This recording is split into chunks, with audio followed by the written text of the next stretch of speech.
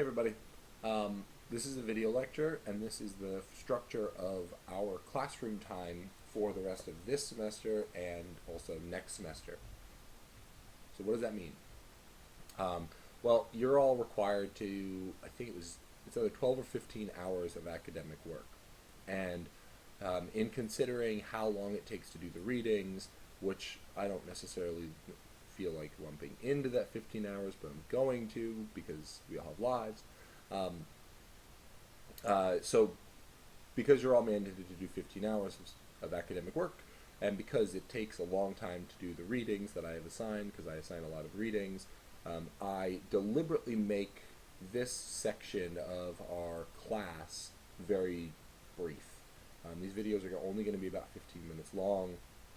They're not going to be that rigorous as far as kind of you having to have a notebook and there being something kind of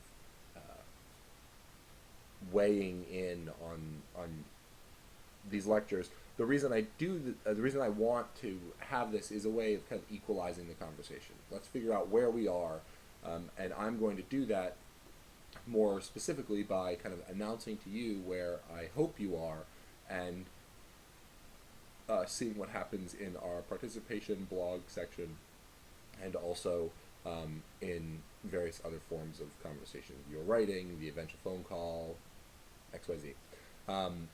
One of the things that I would like to suggest that we begin to do, and I'm going to start to do this as I go through your papers, is begin actually an email conversation.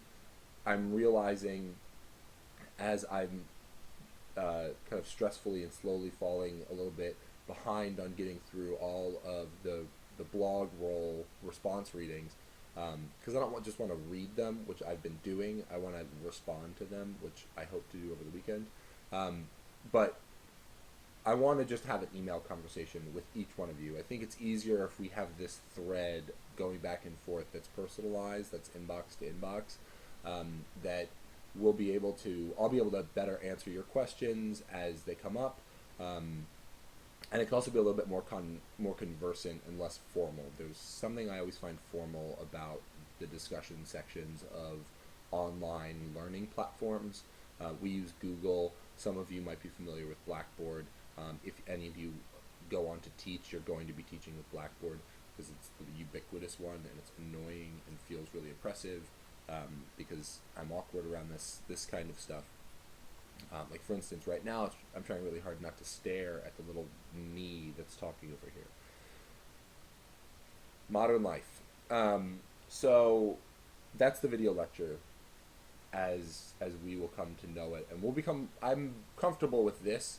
I wasn't even talking about video lectures. We were talking about emails. I'm already off my little thing, my little outline. You always have to have an outline. So we're going to start this email chain because I want to make sure that we're all up to speed. And I understand that you have email. You kind of, Gail sends you emails, Julie sends you emails, and I kind of want to send some emails. Anyway, on the assignment note, as I said, I'm kind of marking off Sunday and a lot of Monday to start these conversations with all of you.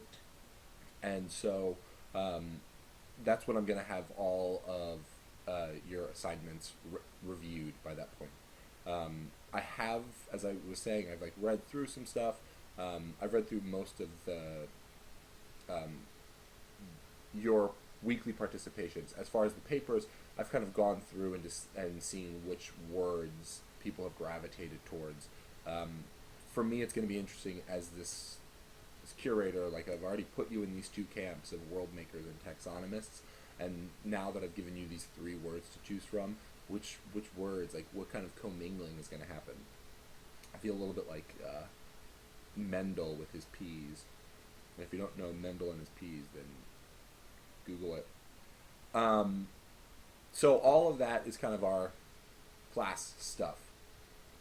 We're nearing 5 minutes. I don't want this lecture to go much over 20 minutes, and so I'm just going to start talking about the meat of our conversation.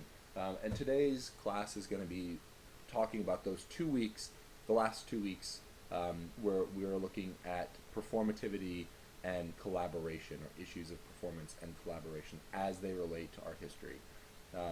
And first and foremost, uh, I want to talk to you about this kind of ridiculous notion of the artist as genius or sole creator.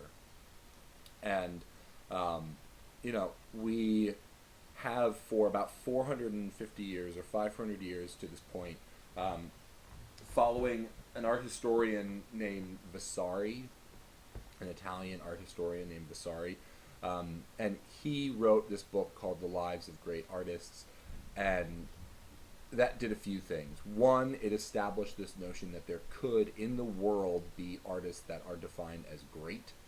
Um, the other thing that it did is it established the idea that artists, as individuals with biographies, can be marked as special people in society, like a great artist like Giotto or Cimabue or Michelangelo, or Raphael. That these people are not only important historically but also important in their social moment. And so this notion that this individual could be responsible for great art or great things, great culture, um, changed a lot about the way that the artist operated in society. And as we saw over the summer during art history lectures, you had in the 19 teens this idea of the avant-garde coming out of Vasily Kandinsky, where where he's talking a lot about.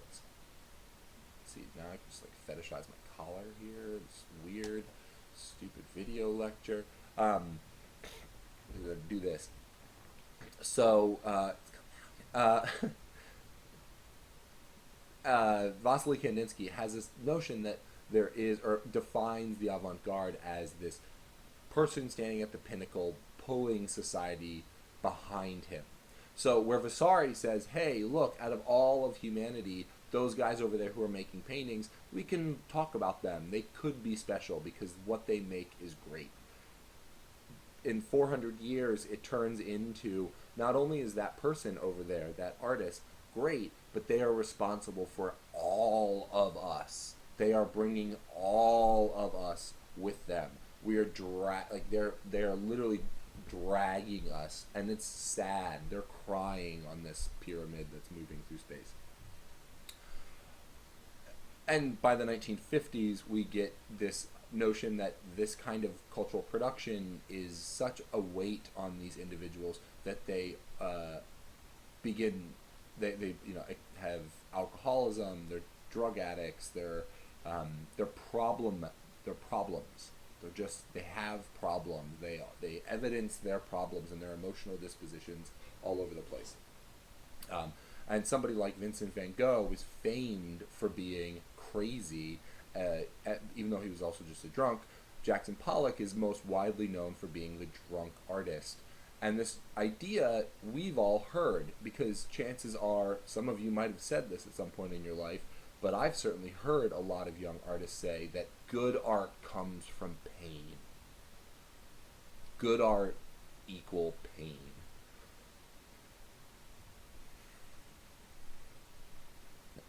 No, not true at all.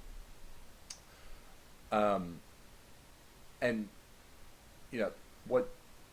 Let's skip a red head. Joseph Beuys picks us up in this article that I had you read of his, where he says pretty directly that art comes from intelligence.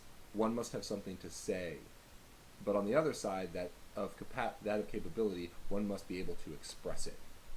So this notion that you have something to say is really important, right? That instead of it being about this dark place, it's about being smart and about having an agenda. And here, Georges Japy, or Jape, horrible pronunciations, but whatever. Why do you turn almost all your energy towards education and enlightenment? And Beuys' response says, it is the consequence of widening the concept of art. Discussion used to center on participation of the public, and it became apparent that actionism as a sort of joint play was not enough. Here's the crux. The participant must also have something to contribute from the resources of his thought. And so what is happening here is Boyes, in the early part of that conversation, identifies that art comes from intelligence. But then he moves on to say that art is not just about intelligence in the maker, it's about intelligence in the rest of the populace. And so this like silly cartoon, if you Google individuality, there's a lot of really hilarious images that come up. This was one of them. Here we have this individual. Use this goofy little pointer. I have a touch screen computer, so I can like do this. So this dude here, our person, hominid, is the individual, and they are outside of this massive group here, which is the community, the group, the populace, the polis, as it were. And so, it's in this conversation, in this space here of difference, that Boyes is saying we can tighten this up. This can actually become this. So, Robert Morris, in dealing with how the object of art changed at this time, because that's actually how the concept of art changed, Morris sees that the objects have themselves changed as well. And as you all saw in some of the illustrations in the Jackson Pollock thing, but also the Jackson Pollock thing, the Jackson Pollock article, Legacy of Jackson Pollock, and in our slide lecture when I showed you Alan Caprow's yard, that actually the objects changed, and they changed in such a way that the viewer had something to engage with. And here Morris says, what is revealed is that art itself is an activity of change, of disorientation and shift, of violent discontinuity and mutability, of willingness for confusion even in the service of discovering new perceptual modes. So this change was yielding something. It was changing the way that we could potentially engage with the audience as the makers, but as the audience, we could potentially engage with the artists more readily. We could be in the same environment with them. We could be in of the same kind of cultural. We have the same agency over this cultural production. And this is the stuff that Kester brings up as examples. Like how do the artists engage with the world around them? But more directly, how do they converse? How do they engage?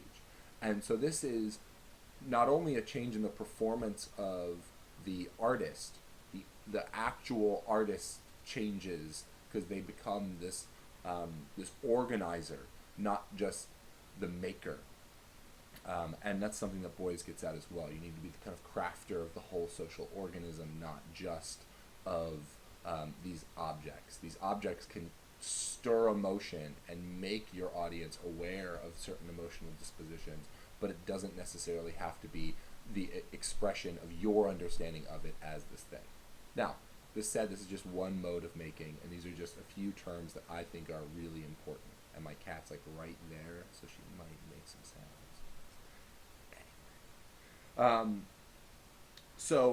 One of the other things that, a few other quotes that I pulled from the Morris thing, and I really like a lot of the conversations that are coming out on our participation section. A lot of you say really great things, so just throwing that out there.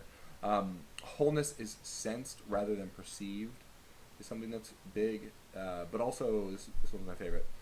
Under attack is the rationalistic notion that art is a form of work, in that work, read labor. So under attack is the rationalistic notion that art is a form of labor that results in a finished product. So this notion that the actions of the artist, the performance of the artist, needs to end in some sort of discrete object, for Morris seems kind of moot. And one thing to realize here is that this mootness, or this notion of looking at the performance of the artist, looking at how he chooses to make projects, or looking at his choices, is a direct relationship to Hugo Ball and what he and Emmy Hennings were doing with the Cabaret Voltaire in Zurich in 1916. Um, yeah, and so in Zurich in 1916, we have Dada. Dada's born. Dada blows up. Dada has its developments, so to speak, and it happened pretty simply. These two people who, in their pre-conflict lives, were makers. In their pre-conflict lives, they were artists. They were poets. They were theater performers and designers and whatnot. And they all come to this area in Zurich, and then they begin to realize, okay, we can't make anything that is physical because, well, what's the point of making something that's physical? We're just going to take it back with us, but B, that's not where our minds are. Our heads aren't in these finished objects. And so you have all these cultural producers coming together and just making moments, making these capsules of performative space where it's not only about the costumes that they're wearing, and here we see Hugo Ball dressed up to read his Caravane, but you also have, you know, the architecture of the space, this kind of cloistered, darkened space of a cabaret. It's I liken it to a movie theater. When you're in this darkened space, surrounded by strangers, there's a certain sense of community that comes around you. You're all laughing at the same cues of the film. You're all jumping. You're all annoyed at the person whose cell phone is ringing, unless you're the person whose cell phone is ringing. And so this notion of collaboration, it comes together, I would argue, around this time. I mean, there's moments of artistic collaboration that exist beforehand, and not just artists coming together, but artists and audience coming together to make something very specific, to make an environment very specific, something that's very sensual. That word just gets so loaded with weird connotations. Anyway, so this is the moment when, in this room, the audience becomes part of the art. The art becomes part of the audience. There's cacophonous banging on pianos. There's people running around in these ridiculous costumes. It's a frenzy of action and activity, and so the audience can almost, I think, really, it would be hard for them to contain themselves in these situations. It's like going to a hardcore show. When you're in these kinds of environments, sometimes you just end up in that little weird pit, throwing punches and moving in this weird dense circle, because you just get into the frenzy of the event. And Dada, as a theatrical event, was like that. It was immersive, is what a lot of newer theater companies, that's the word they're using. But all of it comes from Dada, and it's not surprising that the legacy of Dada is coming out at this time. About 8 years prior to Morris and Boyes and each of their conversations, which I know are some time apart, there was the publication of the Catalogue Raisonné for Marcel Duchamp, and so his name was coming back, and with his name always comes Dada.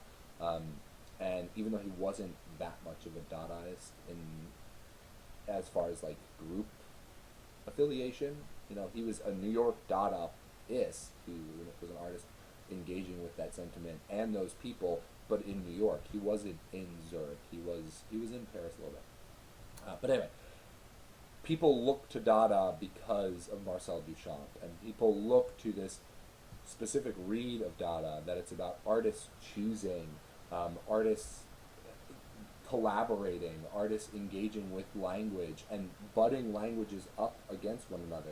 French and English smashing together, or all Romance languages and Germanic languages like intertwining and ripping each other apart, a la, this dude's, I don't know where he's going to be, that dude, Hugo Ball.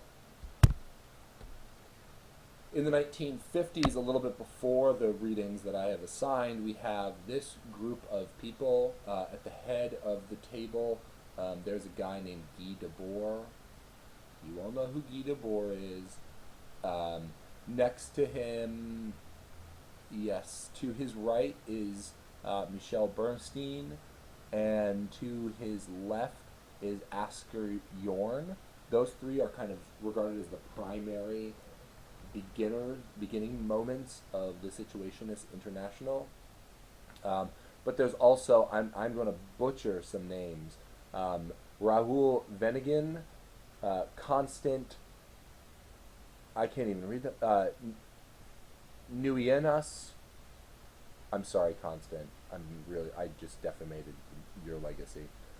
Alexander Trochi, Ralph Rumney. This group of people came together in 1959, in a little bit beforehand, 1957, in retaliation of, how do you say this politely and without belittling everybody involved? So there are like subcultural camps, right? And one of these camps was referred to, they're like the leftist camp, right? But there's also rightist camps or right camps.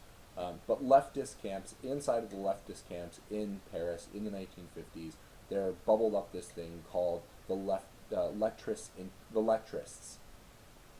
And then a political faction of the Lettrists decided to break off and become the Lettrists International, because that international implied that they were engaging with geopolicy or as a concept, not necessarily in politics, even though Guy Debord did write on politics. And then there was yet another split with this group, and then all of a sudden you have this group here, wherever they are, surrounded by my little camera, of artists, thinkers, writers who came together. That's a similar cast of professions as Dada, keep in mind. They came together in Paris and formed the Situationist International. And the reason why I wanted you to read Guy Debord's writing with regard to the Situationists is because it's really foundational when you get into performance and the way that performance is employed within aesthetic production. For those of you who were in Portland a few weeks ago, we had a project in town called City Drift, where artists were asked to install work or perform around the city of Portland as a means of just kind of showing the fact that Portland is a creative city, A, B, showing off these projects and these ideas by these makers in our community, and C, to get the broader community more engaged with art production. And that whole project came out of the writing of Guy Debord, because what he said was, he and all of these folks, is that art actually can be found more directly and less objectively, like less in the object, if you just allow your audience to kind of wander through the space, wander through the city, and find moments that can push you into psychic places of psychic thought or psychic disassociation that allow you to consider where you are in the world, where that thing you're looking at is in the world, what that says about you, about your life, about the politics around you, about the freedoms that you have or the freedoms that you don't have. And this notion is what he defines as the derive, right? And so you're on these derives and you're wandering around and you're finding these like alleyways that just make you emotive in some capacity. And this group of artists, as the Situationists, really just laid a nice groundwork for a variety of different thinkers that we're going to be looking at over the course of our term. So, let me keep moving. Now, as we move kind of into the realm of Mr. Grant Kester, who I hope all of you are enjoying his book. I mean, I understand that there have, it's, you know, you're reading a whole book pretty quickly, but I hope you find that it's a quick read and it's an easy read. I choose it I choose it for this course because he's very pragmatic about the way he builds his cases. You might disagree with him in certain instances. I have my moments where I disagree with him, but the book as a whole, I think, functions really well to give us a sense of kind of why these three terms, performance, collaboration, and collectivity, positionality, performance, and collectivity, excuse me, the way that those three are all interlinked. You know, he deals pretty specifically with performance and collaboration, but when you think about the way that he frames conversations about Adrian Piper, about, you know, the Oakland Project, about the artist APG, you know, he's thinking about the political position of the artist and the community that that artist is engaging with. So for me, it's kind of the perfect textbook because he makes you aware that, yes, the field of discourse around the word performance has exploded in art production since the 1950s, 60s, and 70s. A la Boys, with a little bit of Robert Morris. And then collaboration bubbles up with the situation is international and all the various art collectives that begin popping up after they begin publishing in the late 60s. And that kind of tips us into the same terrain as Boys, or as Morris. And so, like, questioning the object of art and the function of the object of art. So you have performance here, you have collaboration here, and you have collectivity here, right? So all three of them are represented. And then Kester comes in and says, okay, well, contemporarily, all of these things are interrelated. And I think nothing says it more directly, especially to a group of people who engage with their public along these lines, is that each project needs to be analyzed individually. Everything becomes site-specific. That site doesn't necessarily mean a geographic location. It could mean a moment in time. But everything becomes site-specific. In terms of the specific identities and histories of the participants, that's the other reason why it needs to be analyzed. If you're going into a community with your work, whether that's a gallery community and you're showing your work, or whether that's a school community and you're doing an art project with that classroom, you need to consider the identities and the histories of those people in those situations. And that brings us right on back to Madame Spivak. I love Gayatri. I read that like poetry, and I read it really, really slowly. So don't fret if it took you 4 days and a bunch of times to get through that. But so Gayatri Spivak says, you know, the subaltern can't speak. These communities cannot speak. And having an artist with an MFA going into a neighborhood and saying, I can give you the agency of speech, is exactly what Spivak is saying. That does not equate to speech. That does not equate to that person having that voice. And so when you get into situations like this, where you have artists engaging with their communities in ways that give their communities, all different facets of those communities, the ability to speak in their own terms, at their own, in their own piece, then agency is fulfilled, so to speak. And I do want to stop this at a half an hour, so I'm going to end really quickly with this group. And here we have kind of a playful thing where, okay, you can deal with art. not all of these collaborative processes need to be engaging like really really dense political theory or something that's like catastrophically political. You can just be like these folks, and you can have a collaborative project where all of it kind of hang on just a sec. So I'm over 30 minutes, but whatever. So you can have this because collaborative thing exist in a gallery world and critique the structure of the art world. That's totally fine. That's totally feasible, and that's what collectives like this Gelatin has been doing for a few years, where they are a collective of artists, but they know that their critique exists in the white cube. And so they know the history of the participants, they know the history of the structure, the history and the structure, excuse me, of the thing that they are engaging with. And so it's not that it's not politically salient, it's political just in a very niche political arena, that of the art world. And Gelatin's like one of my faves, so they're going to come up again. And we're at 31 minutes, so I'm going to just say goodbye, and more to come soon.